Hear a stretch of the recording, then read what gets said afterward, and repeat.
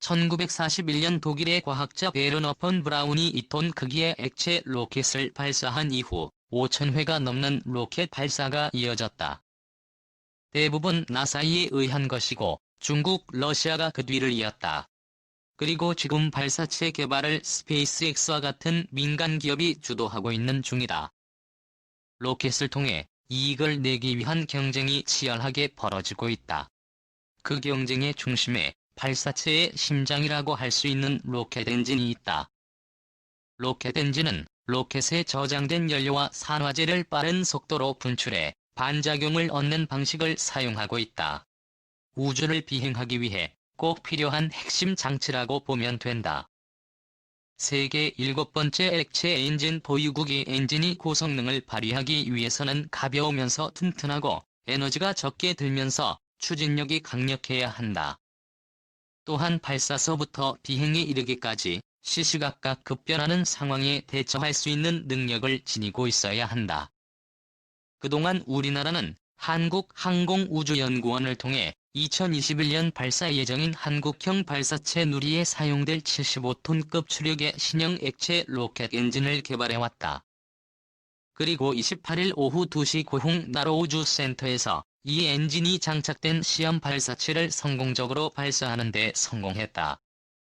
로켓은 발사 151초 이후 엔진이 꺼졌고 최대 고도 209km까지 오른 뒤 발사장에서 남동쪽으로 420km 떨어진 제주도 인근 해상에 떨어졌다.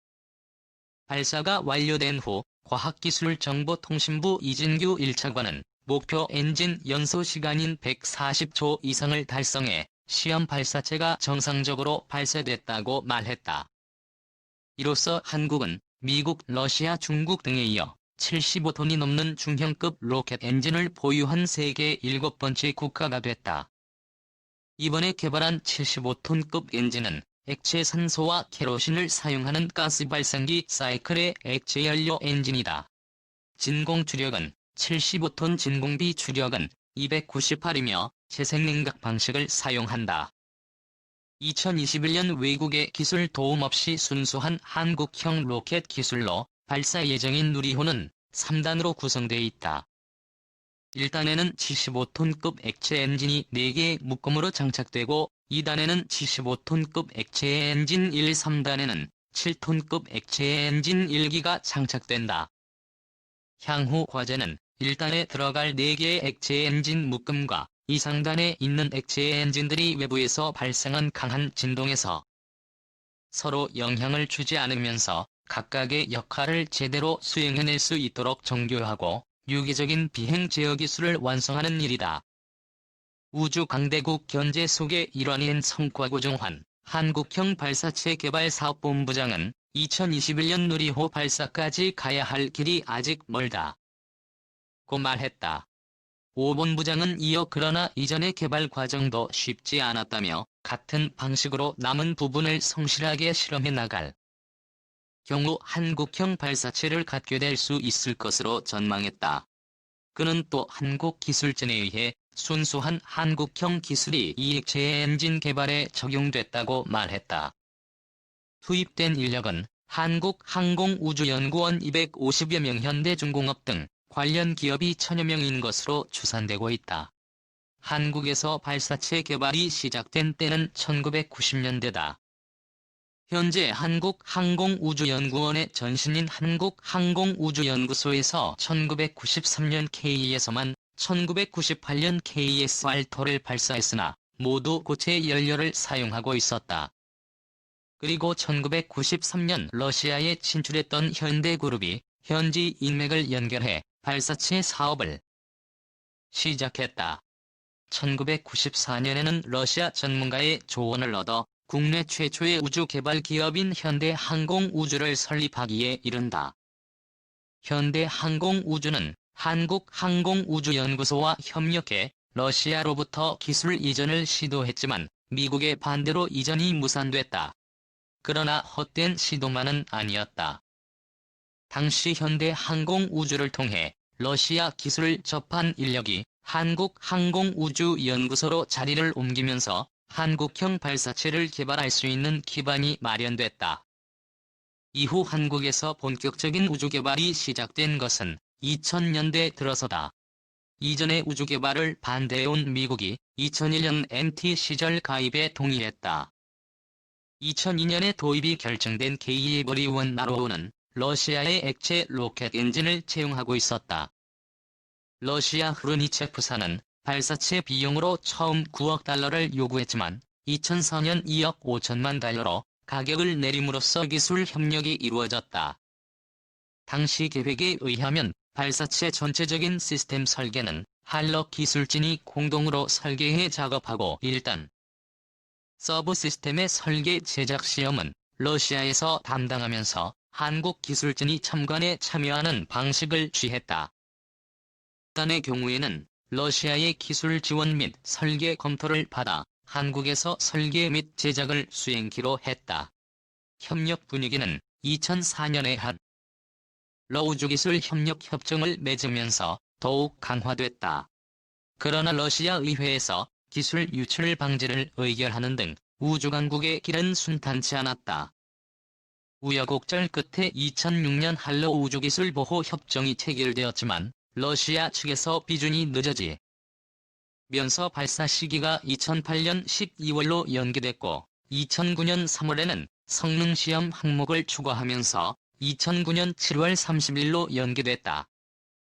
2009년 7월에는 러시아 측에서 1단 연소시험 일정을 변경하면서 발사 예정일이 2009년 8월 11일로 연기되었고 2009년 8월 5일에는 러시아 측에서 1단 연소시험에서 나온 데이터에 이상한 점이 발견되었다는 이유를 들어 2009년 8월 19일로 또 발사 예정일을 미루게 되었다.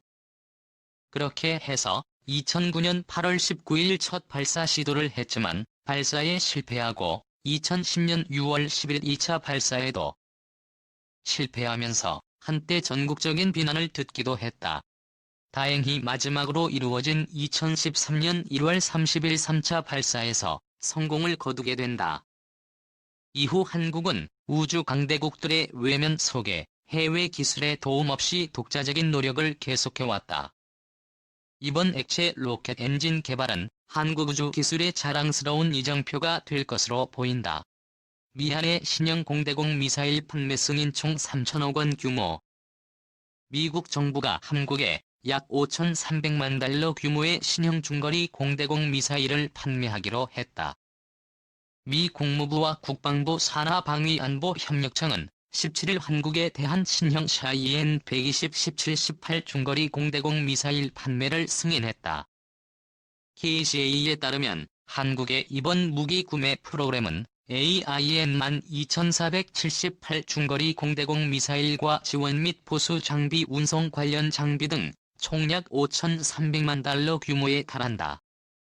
AIM 120C 78 미사일은 미방산업체 레이시운사가 개발한 사거리 70에서 180km의 중거리 미사일로 능동 레이더를 탑재해 발사 후 조종사가 미사일을 유도할 필요 없이 미사일이 스스로 적기를 찾아 비행할 수 있다.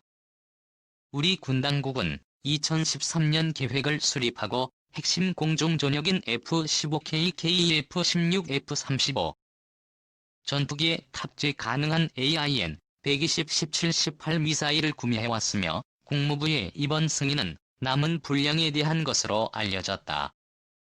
국무부는 한국의 이번 구매 계획이 인도태평양 사령부 전구에서 가장 밀접한 동맹국 중 하나인 한국의 합법적인 안보와 국방 수요를 충족시켜 미국의 외교정책과 국가안보 목표를 뒷받침할 것이라고 설명했다.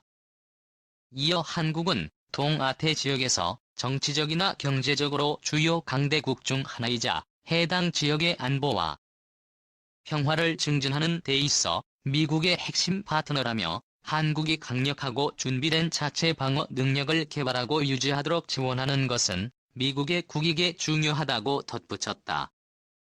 KCA는 이번 판매는 한국의 자국 안보를 위한 공중전력 F-15K, KF-16, F-35 전투기에 탑재되는 중거리 미사일 보유량을 늘려 현재와 미래의 위협에 대한 대응 능력을 향상시킬 것이라며 한미 간 상호 운용성도 강화될 것이며 한국이 이번에 구매한 미사일들을 실전 배치하는 데 어려움은 없을 것이라고 밝혔다.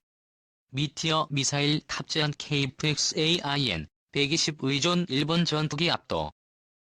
한국의 4-5세 전투기 KTF-FX에 탑재될 미사일이 유럽의 미디어 공대공 미4일로 결정되면서 AIN-120에 의존한 일본 전투기보다 성능이 우위가 될 것이라는 미국 군사 전문 매체가 보도했습니다.